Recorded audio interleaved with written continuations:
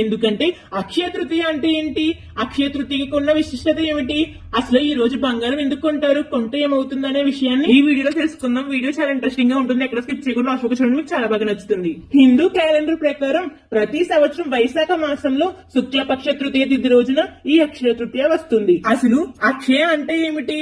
అక్షయ అంటే ఎప్పటికీ తరగనిది లేదా నాశనం లేనిది అని అర్థం.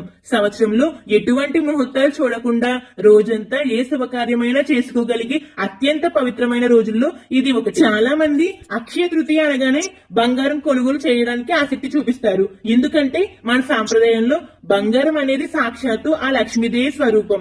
ఈ పవిత్రమైన రోజున ఏది మొదలు పెట్టినా ఏది కొనుగోలు చేసినా అది అక్షయం అవుతుంది. అంటే మన ఇంట్లో సిరి సంపదలు వృద్ధి చెందుతాయి అని మన పురాణాలు చెబుతున్నాయి. ఈ రోజున బంగారం కొంటే ఏమవుతుంది? కొన్న ఆ చిన్న బంగారం నాణ్యం లేదా ఆభరణం పూజా గదిలో పెట్టి పూజించడం వల్ల ఆ ఇంట్లో లక్ష్మి కటాక్షం సుఖ సంతోషాలు ఎప్పటికీ నిలిచి ఉంటాయని ఒక బలమైన నమ్మకం. కానీ చాలా మంది మనసులో ఒక చిన్న బాధ ఉంటుంది. అందరూ బంగారం కొంటున్నారు, మనకు ఆ స్తోమత లేదు కదా అని. దయచేసి అలాంటి ఆలోచనలు అసలు పెట్టుకోకండి. ఎందుకంటే బంగారం కొనలేని వారి కోసం కేవలం 10 రూపాయలు పెట్టి ఒక వస్తువు కొన్నా చాలు, సాక్షాత్తు ఆ లక్ష్మీదేవి మీ ఇంటికి నడుచుకుంటూ వస్తుంది.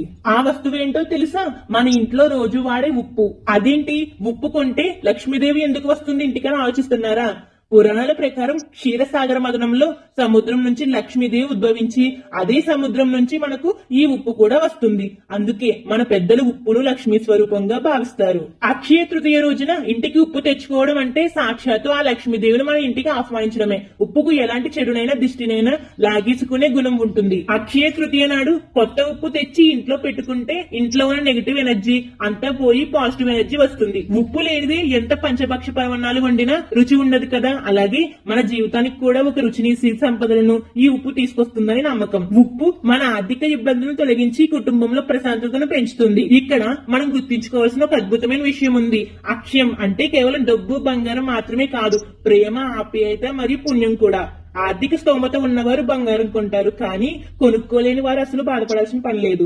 ఎందుకంటే ఈ రోజున మనం చేసే చిన్న దాన ధర్మాలు, అంటే ఎండలో దాహంతో ఉన్న వారికి ఇచ్చే మంచినీరు, పేదలకు పెట్టే అన్నదానం లేదా మన కుటుంబంతో గడిపే సంతోషకరమైన క్షణాలు కూడా మనకు ఎప్పటికీ తరగని పుణ్యాన్ని అలాగే ఆనందాన్ని ఇస్తుంది. నిజమైన సంపద అంటే మనకు ఉన్న మంచి మనసు మరియు మనం ఇతరులకు చేసే మేలు మాత్రమే.